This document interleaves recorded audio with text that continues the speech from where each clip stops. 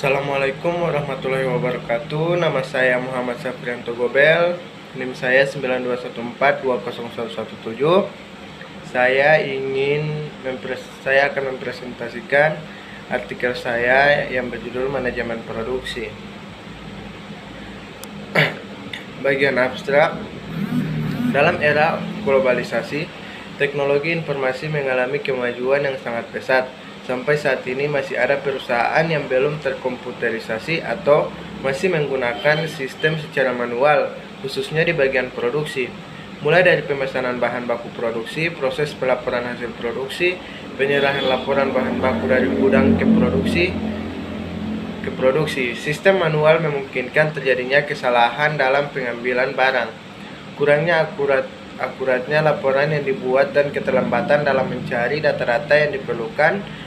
Untuk itu, perancangan sistem informasi manajemen produksi sangat membantu untuk menyelesaikan masalah di perusahaan tersebut dengan menggunakan metode use case diagram, bahasa pemrograman PHP, dengan server MySQL.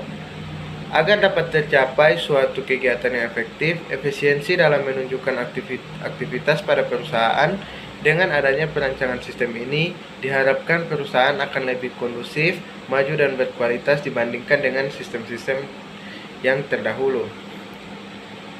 Pendahuluan. Pada perencanaan jumlah produksi yang sedang berjalan, manajer planning kurang tepat dalam menentukan jumlah produksi karena terjadi kelebihan produk yang diproduksi. Kelebihan ini diakibatkan tidak mengecek dahulu jumlah permintaan. Masalah yang terjadi pada penjadwalan, tidak adanya urutan produk yang diproduksi terlebih dahulu tanpa memperhatikan jumlah permintaan, akibatnya terlambat produk. Jadi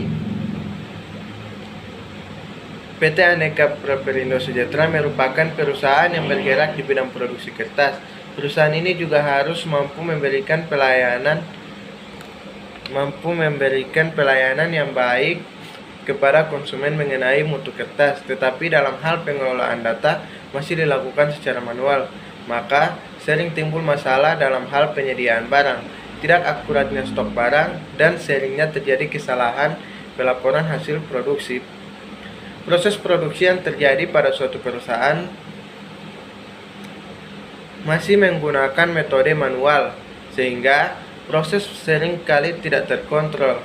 Hal tersebut diakibatkan oleh proses pengajuan bahan baku masih menggunakan memo, sehingga sering tidak tercatatnya jumlah bahan baku yang digunakan dalam proses produksi dan tidak terpantaunya stok bahan baku yang tersedia di gudang. Teori. Adapun pendapat dari Wysocki yang menyatakan bahwa manajemen operasi adalah desain, operasi, dan pengembangan dari sistem-sistem yang mengantarkan kepada tujuan utama perusahaan dan barang jasa kombinasi. Faktor-faktor produksi dalam ilmu ekonomi itu adalah tanah, modal, tenaga kerja, dan keterampilan. Teori dalam bahasa Inggris. Kinds and types of production in supporting the production management and operational management process. Of course, there are types of production. Meanwhile, according to Sofyan Aswari, there are four main types of production, namely as follows. First, process. The point is as the method and technique used to process material. Second, service.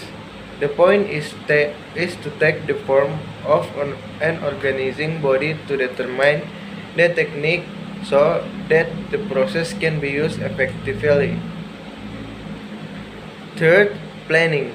The point is what is relationship or correlation and organization of production activation for certain time base.